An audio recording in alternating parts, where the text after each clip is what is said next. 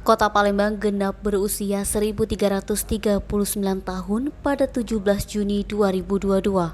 Wali Kota Palembang Haji Harnojoyo berharap masyarakat terus bekerja sama dalam membangun Kota Palembang. Harnojoyo mengatakan Pemkot Palembang dalam membangun Kota Palembang akan terus menggelar kegiatan seperti gotong royong yang digelar setiap hari Minggu pagi. Puncak peringatan HUT Kota Palembang ke-1339 tahun akan diisi rapat paripurna, dilanjutkan dengan ramah tamah dengan berbagai pejabat dan tokoh masyarakat. Pada Sabtu dan Minggu akan ada bazar usaha mikro kecil dan menengah. Sekretaris Daerah Kota Palembang Ratu Dewa menjelaskan, bazar UMKM ramah tamah akan diadakan pada Sabtu sampai Minggu di Kambang Iwak Palembang sekitar pukul 9.00 waktu Indonesia Barat.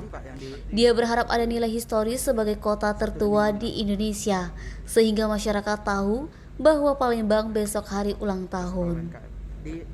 Denny Nabasumeko TV melaporkan.